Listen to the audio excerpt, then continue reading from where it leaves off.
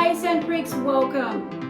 Today is going to be a different video than what I normally do. I'm not going to be reviewing fragrances today. I'm going to be talking about something that recently I had come across, and I thought that I needed to do a video about it because it kind of disturbed me so much. How's that for a cliffhanger? Don't forget to subscribe and hit notifications if you love all things fragrance. Okay guys, so you're probably sitting there and wondering, what is this chick talking about? Like, review fragrances, that's why we watch you. But this was super important to me and I just wanted to kind of get it out there, get it off my chest. And if you guys have any comments or you've experienced this yourself, please post it in the comments below. I would really love to talk to you. So the topic for the video today is you don't need to spend a lot on fragrances to smell good. Now, I know I kind of left it on a cliffhanger at the beginning there, and you're probably going, well, you know, what's so serious about that? I'm going to tell you guys about an experience I had recently, and that is what prompted me to do this video. I think it's really important. So I was looking at a property with two realtors, and there were also two other people interested in the property as well, so they were there. And I was kind of going around the property, looking around, and I overheard this gentleman approach one of the realtors and say to her, I really like your fragrance. It smells really nice. What is it? And I listened to her deliberately evade the question.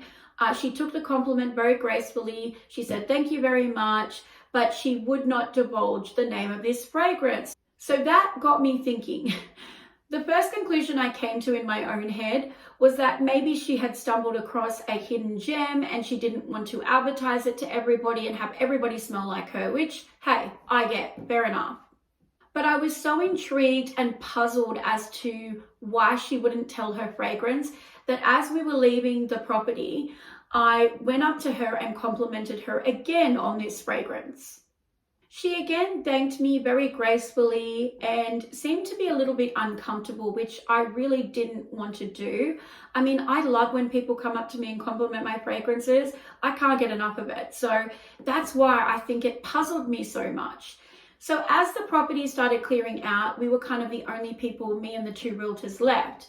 And I was talking to her about the property and we had a really good chat, and then we moved on to family matters and other sort of unrelated things to the fragrance. I could tell as the conversation progressed that she was gradually softening and she was certainly becoming more comfortable with me. We started laughing and joking, and I could tell that it was almost like talking to a friend. So I felt like if I asked her why she didn't want to reveal her fragrance, she might be a little bit more comfortable telling me that after this encounter. So I asked her in a very polite manner, did you not want to tell people the name of your fragrance because it's a hidden gem and you don't want everybody wearing your fragrance? Which I'm like, I love fragrances, I review them, they're my life. I said, so I totally get it when somebody steals your fragrance and then everybody starts wearing it. So there's no shame in that at all. And the look on her face told me immediately that that's not what she meant. So then obviously my brain started going around in circles and I'm just doing my head in. I'm like, why else? I don't get it. Finally, I think, as I said, she had softened to me and felt more comfortable. And not at that minute, but as we were kind of exiting the property, she approached me and she said, I'm so sorry, I don't want you to think that I'm rude. I don't tell people the name of my fragrance because it's a cheap fragrance.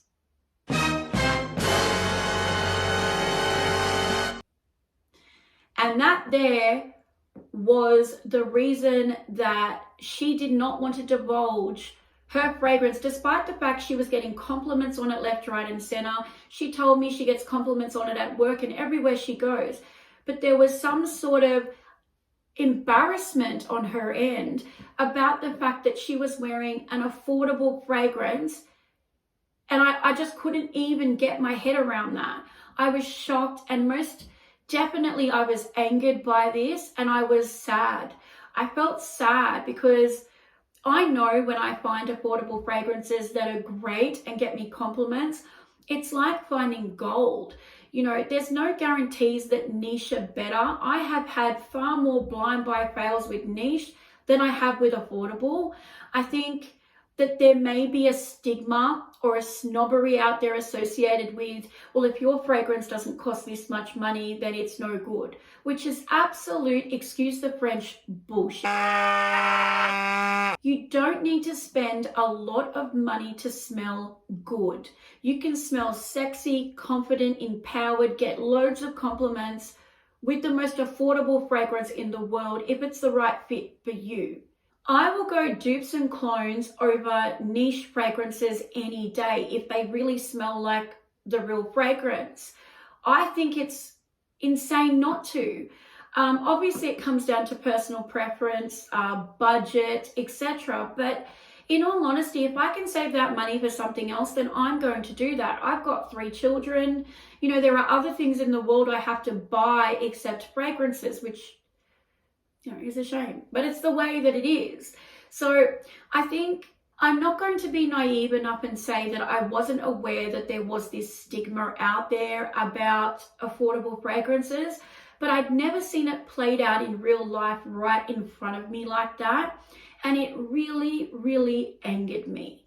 The only factors you should be considering when purchasing a fragrance is, do I like this fragrance? Do I like the scent? Does it smell nice?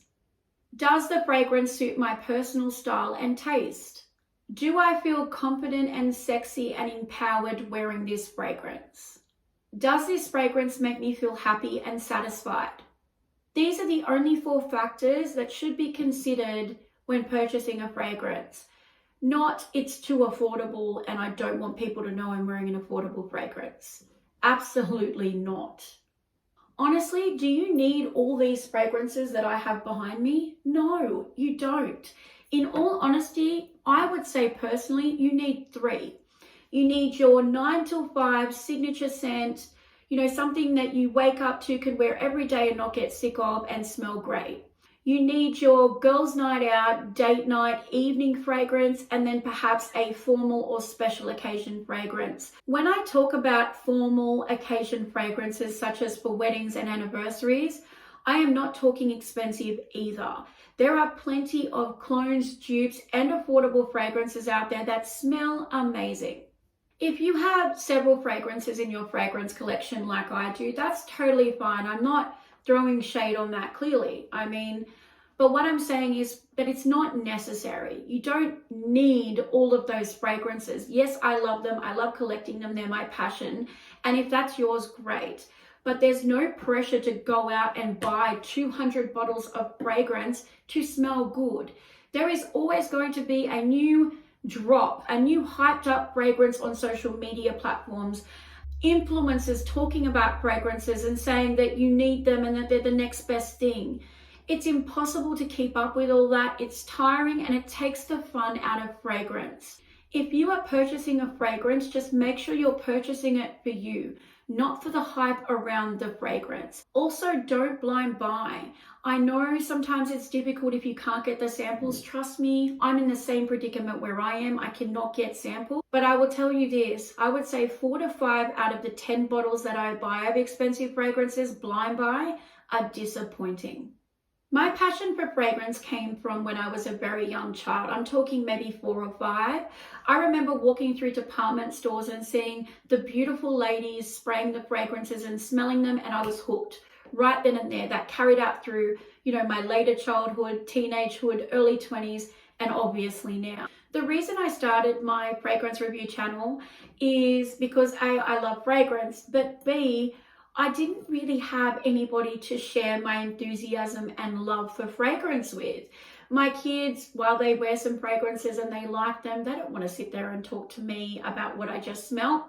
My friends even, they're just not as into it as I am. So this way I'm able to share it with you guys and feel like you guys are there with me and experiencing the excitement with me as well.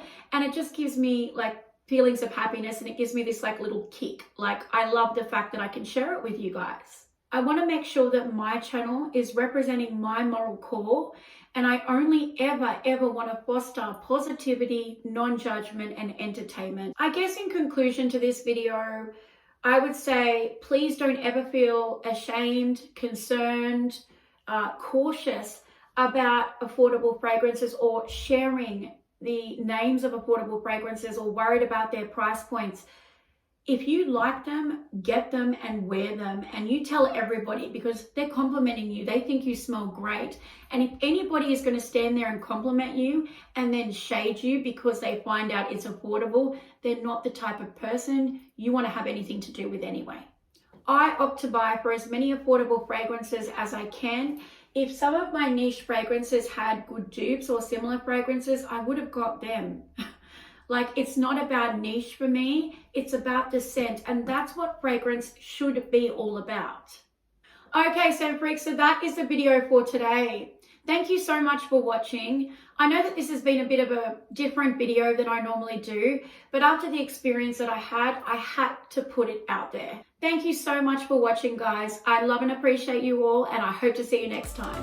Take care, everybody. Bye-bye.